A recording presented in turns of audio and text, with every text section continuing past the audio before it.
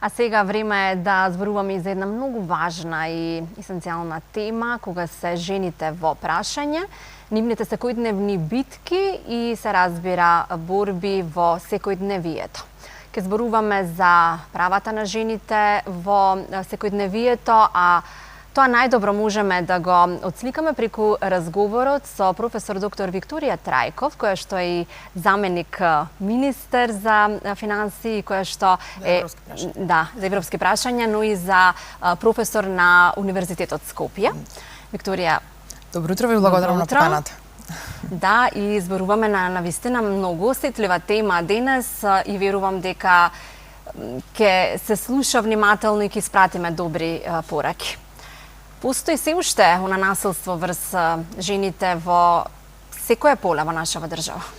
Да, она за кое што се залагаме и ние како Министерство за европски прашања, но и секако генерално како владина политика е да се крене алармот за разни врсти на насилство, особено врз жените, кои што се од политичкиот и општествениот живот во државата, но и секоја она жена која што живее и седи дома, не гледа пред малите екрани, не знам, работи во маркет, во различни институции и така натаму, затоа што најчесто генерално тоа на, да речам, оваа територија не само во Македонија, него во Балканот и менталитетот веројатно има улога тука, е фокусот на тоа дека лешо ќе речат другите срамота, е QTC, може и полошо и така натаму, трпи и така натаму, што навистина е нешто за кое што сметам дека една на друга треба да се бидеме поддршка во оваа ситуација.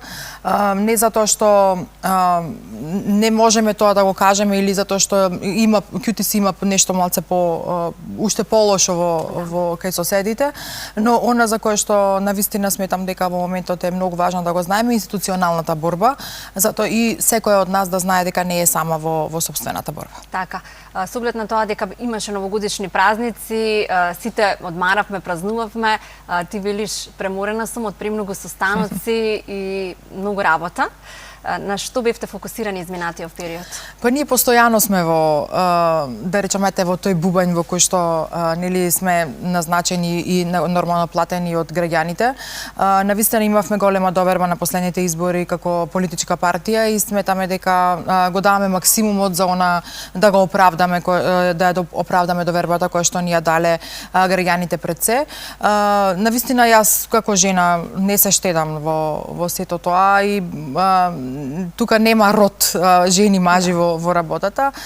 Сметам дека навистина секој еден од нас прво од личниот интегритет, но секако и како да кажам од личната борба во секојдневието треба да кога веќе има и да е на таква прилика треба да помогне да биде ова место подобро за живење.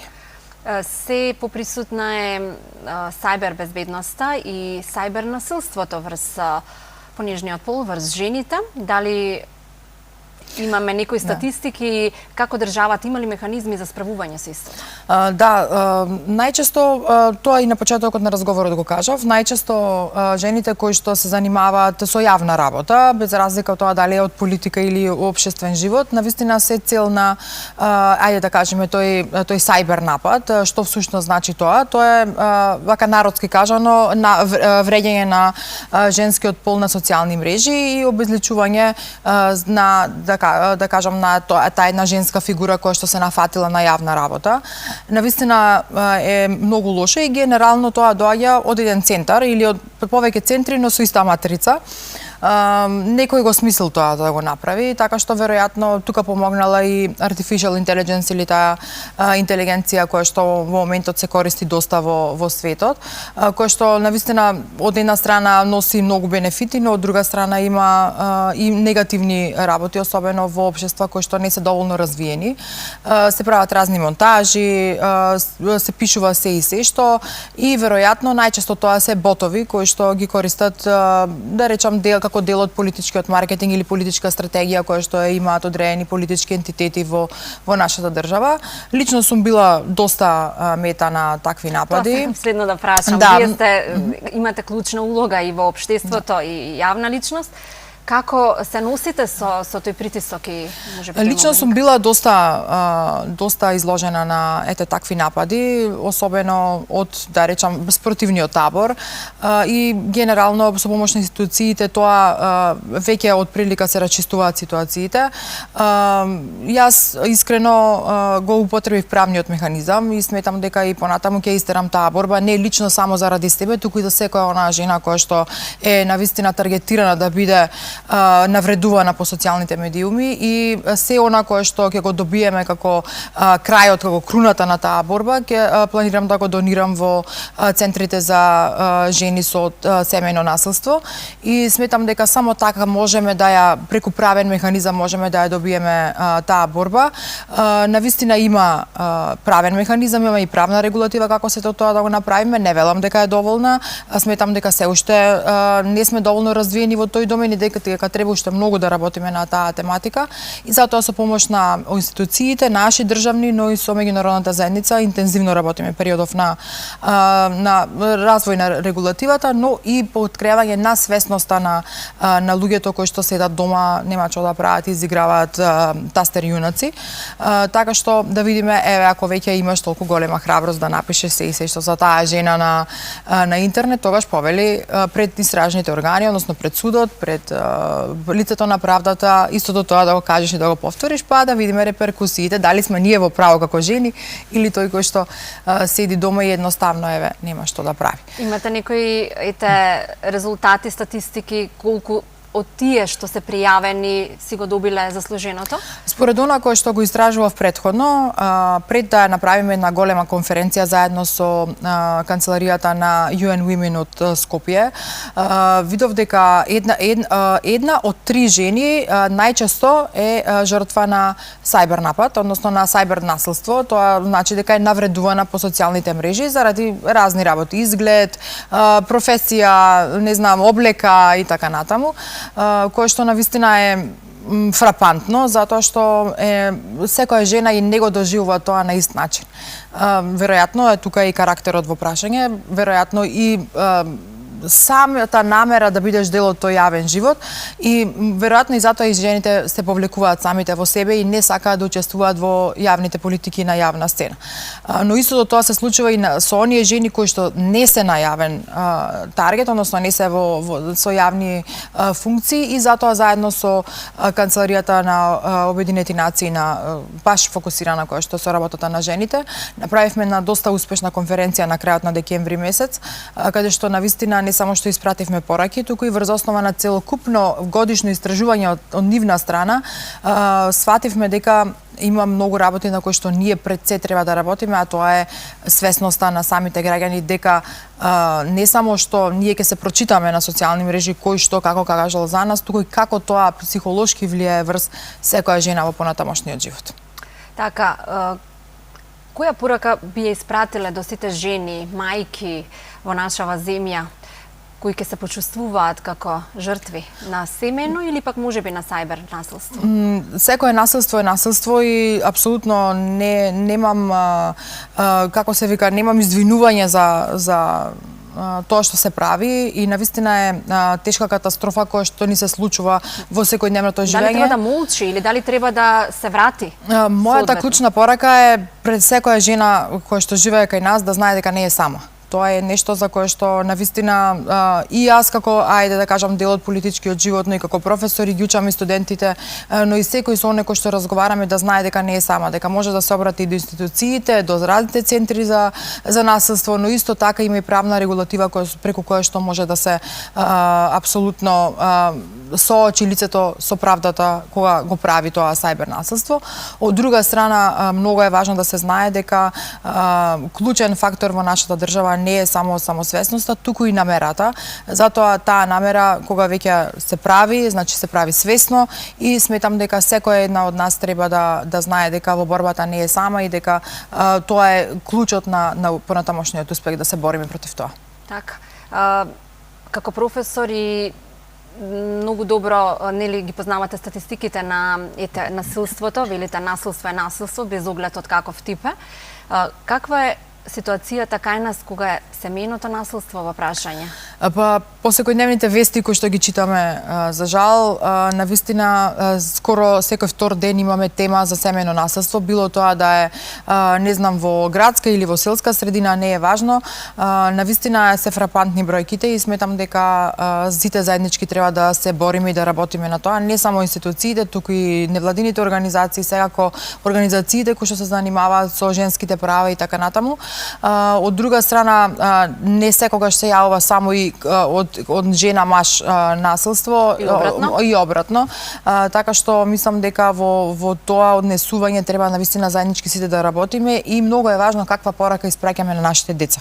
Сето она што го гледаат сега, ќе го прават утре. Така што сметам дека навистина е многу важно заеднички во таа борба да пристапиме како што треба и секако со помош на стручни лица да може да се регулира. Да, сакате да кажете дека денешните жртви утре може да станат напаѓачи. Да. Она што е навистина прво кој што ми доаѓа на памет кога ќе слушнам тоа е дека децата во околината тоа го гледаат, без разлика на кој тип на насилство се работи и сметам дека доколку секој тргне од себе и од својот личен пример, дека може да се поправат работите и затоа веројатно заедно со помош и на меѓународна заедница како што кажав и на невладини организации и на државни институции во државата може да го спречиме тоа.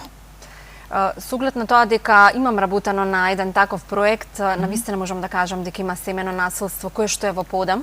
Дали развојот на технологијата си го направи своето, па учат примери, читаат и добиваат идеи како тоа семено насилство да го... Ама веројатно и вие сте Да, семеното насилство генерално и општо не само во, кога ќе кажам, на Балканот и во Европската унија го има насекаде во светот и тоа не е нешто ново за кое што ние, не знам, сме најлоши во овој дел од светот. Не е така, тоа го има генерално секаде.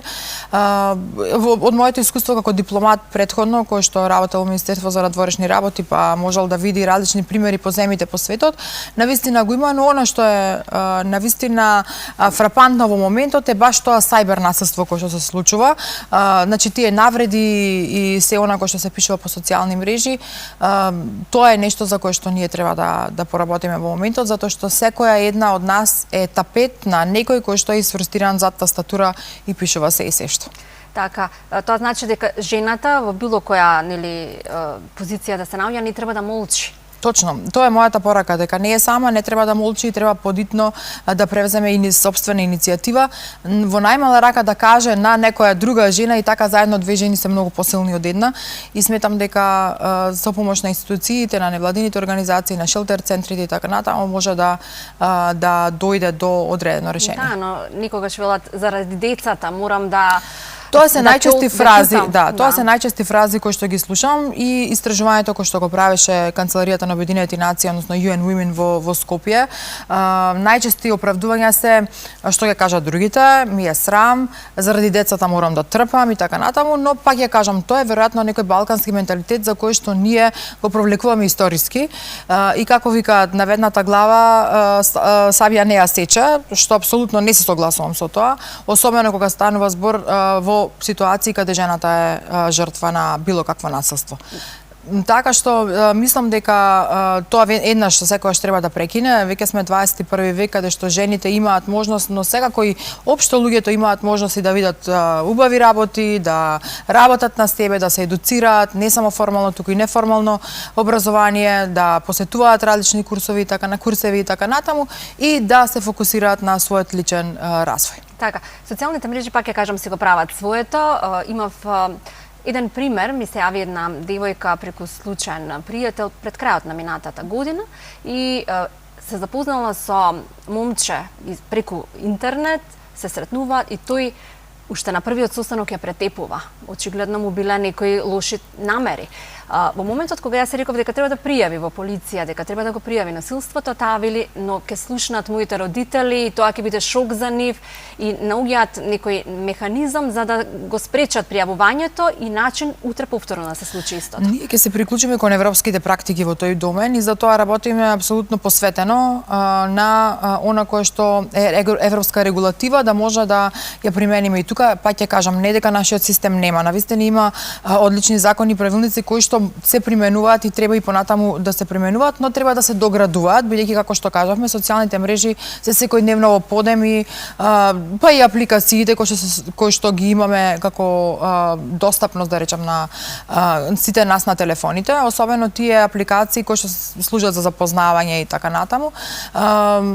Има многу вакви примери и многу вакви случаеви каде што најчесто се ќути ради срамот од околината, од родителите, од сето она кое што точно може да биде осуда за тоа епа што си барала да идеш на пример на состанокот или не знам така натаму, така што сметам дека едно мало охрабрување на таква жена навистина многу ќе помогне во решавање на својот проблем. Така, а сајбер насилството во случај да биде навредена треба да врати или жената треба без огледалие во јавниот живот или општо? Па тргајќи од својот личен пример, мене моето домашно воспитување не ми дозволи јас да вратам паднете на тоа ниво. Да се спуштам на тоа ниво и да вратам на тие провокации. Неколку пати учтиво пробав да побарам извинување од истите кои што го правеле и тоа со име и презиме, не биле ботови, но тоа не го направија, така што веднаш вториот чекор е да си побарам судска правда. Да, навистина е многу ниско, многу низок процентот на верба во судските органи на нашите граѓани, но она кое што е многу важно е нашата судска реформа која што сега ја правиме, така што мислам дека правдата можеби е закаснета, но нема да биде заборавена и она за кое што сметам дека треба да се фокусираме, да го направиме периодов е да се собереме, односно да се поддржуваме една со друга и тоа е една клучна порака за која што сметам дека треба од овој интервју да излезе. Така, со оглед на тоа дека сте заменик министер, со оглед на тоа дека сте силна жена во светот која ги следи европските политики за заштита на жената и незините права, што се можат и за што се способни жените лидери? Па јас, ако мене ме прашате, ама тоа малце и феминистички вака ќе звучи, сметам дека нема нешто за кое што жената не е способна да направи и често тоа ми го замеруваат машкиот дел од светот, кој што ми вика дека има некои работи за кои што не може да го направи жена, тоа го прават само мажите. Па еве до ден денес размислувајќи се, немам најдено нешто за кое што жена не може да направи. Може да вози авион, може да вози камион. Може се да направи жена и ако сака. И да води тоа држава. Е многу важно. Да, ако сака, тоа е многу важно. Во моментот Европската унија водат жени, така што навистина покажавме како жени еден друг правец на водење на политиките. Но она што е навистина многу важно во целата ситуација е самодовербата која што секој од нас треба да ја има, но и поддршката која што секој од нас една на друга треба да си ја даде. Мислам дека ако се така се соединиме, ако се здружиме во сето тоа, навистина ќе имаме успеси во нашите намери. Така, не се сами жените, тоа е важно да им кажеме. Еве, имате некои статистики во рамки на нашата земја, каде се најстабилни, најсигурни жените? Еве, можеме да зборуваме и за насилство на работното место. И мобингот е еден вид на насилство. Точно, кога станува збор за македонската жена конкретно, јас малку и историски вака гледано, гледаме дека македонската жена била таа која што најчесто го носела бајракот на победите во државата, во претходно, во историскиот период, во различни историски периоди на развојот на државата и така натаму. И затоа ќе кажам дека жените се тие кои што можат да го променат светот и без разлика на тоа во која област се наоѓаат, навистина можат да се снајдат и да ја сработат работата. Од друга страна, статистика како статистика, каде најмалку или најмногу можат жените да се снајдат или се снашле или се најдобри и така натаму, нема конкретна статистика, но она кое што е секојдневие, се гледа дека емпатијата која што ја носат жените од самото раѓање, нели, помага многу во успешноста на областа со која што се занимаваат. И веројатно тој мајчински инстинкт кој што го имаме ние помага да сме малце попрагматични, поотворени, да може да по-лесно да ги средуваме работите. Ни замерува машкиот свет и знам дека е многу тешка борбата за пробив во машкиот свет, особено кога мажите се доминантни во овој век, но пак ќе кажам, мислам дека борбата треба една со друга заеднички да ја водиме и навистина да бидеме фокусирани на сето она за кое што се вложуваме, не само едукативно, но и во тоа што ни е наша намера. Така, но ете, конкретно на работното место постојат жени и обично она верување дека не сакаат да има некој поуспешен од нив. И тука се јавува тој мобинг, ако е таа подолго време на работа, па и прави некој вид на насилство. Најчесто страдаат паметни, едуцирани и убави жени. Секоја жена е за мене убава, јас не ги делам жените да, секоја е убава за мене, ја не ги делам жените од поглед на тоа какви се, него како делуваат. И многу тоа ми е важно во секојдневното живење и не само за женскиот свет, тоа важи генерално и за жени и за мажи. За мене пред се колку си човек, како делуваш и како се однесуваш према останатите во да, и тука треба да го пријави мобингот на шефот, директорот. Да, јас апсолутно ја охрабрувам и го поддржувам секое она насилство, без разлика тоа дали ќе биде на работното место, дома или на социјалните мрежи, особено мобингот кој што е се поприсутен во последно време, исто така на работните места кај жените. Навистина е нешто за кое што многу фрустрира, особено кога си жена која што се фокусирала на сопствениот личен интегритет, на образование, на развој, си потрошила долги години за да можеш да стигнеш до одредена позиција и на крајот доаѓа некој изфрустрирано типче за кое што еве денот не му е денес, па нели точно фрустрациите врз тебе. Не треба да се дозволува тоа и пак ќе кажам, борбата треба да биде заедничка. А сите сме се нашле во таква ситуација? Апсолутно. Тоа е многу важно колку ние прво можеме да го препознаеме нештото и второ е многу важно како ние се однесуваме врз основа на тоа што ни се случува. Ако го игнорираме, не значи дека сме го решиле. А ако сме многу гласни, ќе бидеме осудени од самата околина дека ние еве кај се мешаш на место каде што не ти е местото, нели тоа е најчест изговор во секоја средина, но пак ќе кажам, навистина борбата на жените е ако се поддршка една со друга. Она за кое што ние треба да го кренеме гласот е навистина ние да се поддржуваме една со друга, затоа што најчесто, особено во овој балкански менталитет, жените не се поддржуваат една со друга. И тоа е многу голем проблем. Значи да сумираме, прво треба да го препознаеме насилството, така, без оглед дали е преку мрежите, сајбер насилството, семејното насилство или пак можеби насилството на работното место, а потоа и да делуваме преку соодветен механизам. Да, соодветен механизам постои, па ќе кажам, ние се приклучуваме кон европската регулатива, сето она кое што го работи Европската унија, сите земји кои што го имаат како искуство, се обидуваме да го споделиме и така како Министерство за европски прашања кој што има координативна улога, да го распределиме по институции и сите да се приклучиме кон заедничката борба. Во надеж дека ќе имаме силни, мокни, стабилни жени, ви благодарам за денешниот разговор.